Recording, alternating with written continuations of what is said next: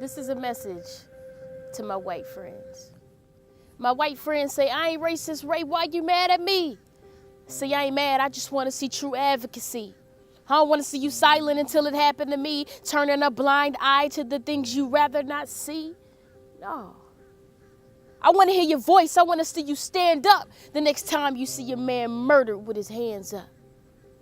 I ain't asking you to put no grands up. I'm just asking you to have the guts to hush your grands up. When they talk about them blacks or them terrorists or the hombres, have the guts to say, Grandpa, you on the wrong page. You still singing the bigotry, but the songs change. You will not sit and call these people by the wrong names. They are human, American, and equal to you. The only one doing wrong by the people is you. You can say it a little nicer than that if you want, but the just is that you speak on the injustice, because that's what love is. We're at a point where we see white supremacists rioting in the streets and trying to reminisce of the day in which we were enslaved. They are the nemesis, but the reality is they're also our teachers and dentists, our preachers, our leaders, our politicians. You see the faces. That's only one way it creates a system that's racist. Let's talk about our justice system. You ever heard of a private prison where the government guarantees to keep them open and fill them? The money and the free labor allows them to make a killing. See, the 13th Amendment abolishes slavery except for one condition: criminals. See, if you're convicted of a crime, not only are you doing time, but even after you get out, many basic rights don't apply, like the right to public housing, or to vote for officials, or to serve on a jury, or even get a job at a Crystals, let alone carry a pistol. See, every time I sit and watch a black film and see the slaves, it's reminiscent of the prison system that I see today. Coincidence? I highly doubt it, but maybe. And then I read there are more black people in prison than slaves in all of slavery. Now I see a trend. See, black men are 6% of this country's population, yet fill 40% of the prison boxes they're making. Guys, it's impossible that they commit that much more crime.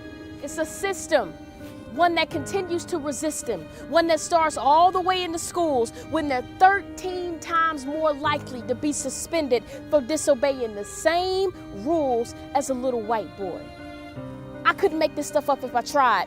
There's a name for it. It's called the school to prison pipeline. Google it. You'd be surprised at what you might find. Now, let's talk about them blue lights. Many people believe in it it's a new fight, but it's not at all. Let us be reminded of the historical roles of the police. So they were put in place to make sure that the slaves don't leave, that if a black was found without a master, that his papers set free, and if it didn't, they were beaten and drugged back and even hanged on trees.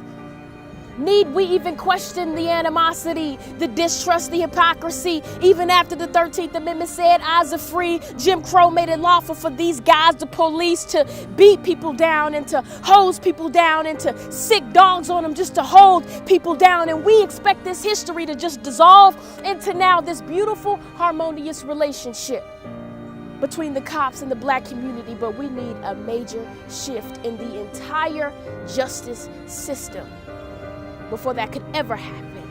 Now oblige me for a moment and try to understand this. We justify mass murder because of mental damage, but ignore how centuries of oppression and slavery may have just played a role in how my parents were raising me. See, PTSD is passed down through generations, and even though the writers of the history books have been replacing the realities of my family, I can't just replace them. My mother was in grade school during desegregation. My great-grandparents picked cotton, and I still haven't forgotten. What I'm saying is there's way too much residue for us to forget what this country put our ancestors through, and for one to expect that is a transgressing fool.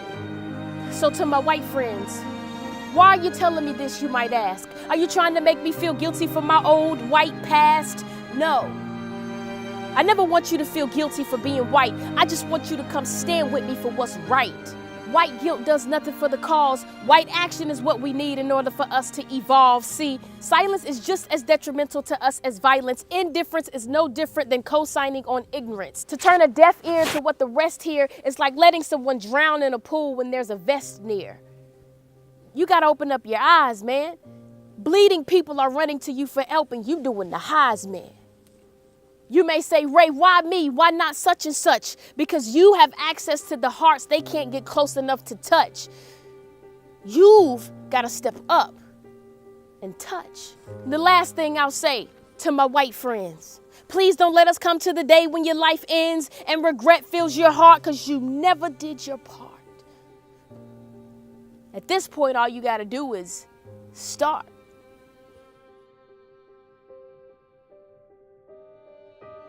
Hey guys, I'm Raven Solomon, keynote inspirational speaker, leadership speaker, and corporate coach. One of the reasons I call myself an inspirational speaker instead of just a motivational speaker is that instead of getting you to believe that you can do something, I'm here to push you until you commit that you will do something. Over the past couple of days, we've seen some disgusting displays of bigotry, of hatred, of white supremacy, of neo-Nazism, and so forth.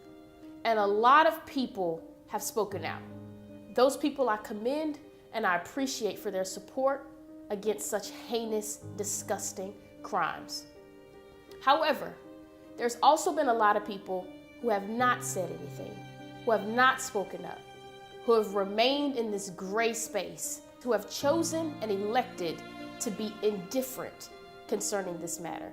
As an inspirational speaker, I have an obligation to challenge the very core of you until you become better. Better citizens, better mothers, better fathers, better contributors to the community, better co-workers, better leaders, so forth and so on, until you become better overall individuals. That's my job. With that, I am here to challenge you to use your voice. I know tons of white people who say, hey, I have black friends. Do not those black friends you have deserve to know where you stand on this issue? Do your black friends not deserve the right to hear out of your mouth that you believe that all men are created equal, that you support them in their pursuit of equal rights and respect from this country that they and their ancestors have helped build? Do they not deserve to know where you stand? Do they not deserve to see you advocate on their behalf as their friend? Do they not deserve that? So I challenge you to use your voice. What are you afraid of? Who are you afraid of? Who are you afraid of offending? What feathers are you afraid of ruffling? Get over it, because there are people dying. There are people experiencing hatred and bigotry and disgusting disrespect every single day. And you have the privilege of sitting silent should you choose. I'm here to push you to do something different. If you have not spoken out yet concerning the straight out overt racism that has occurred in this country over the past several days, then shame on you. It's not enough to just sit back and do nothing and say nothing. Use your voice. Where do you stand? There is no gray area when it comes to racism. Do you believe it's right? Do you believe it's wrong? Do you believe it's warranted? Do you not? Do you believe all men are created equal, or do you not? There is no middle ground. You have a responsibility to speak and to support. We need your verbal capital right now in this situation, in this country. When are you going to use your voice? At what point do you decide, you know what? This is where I stand. I'm not ashamed of it. I don't care what people think. I don't care what my boss says. I don't care what grandma, grandpa, pawpaw think about it. This is what's right. This is what's wrong. And I stand upon truth. When are you going to do that?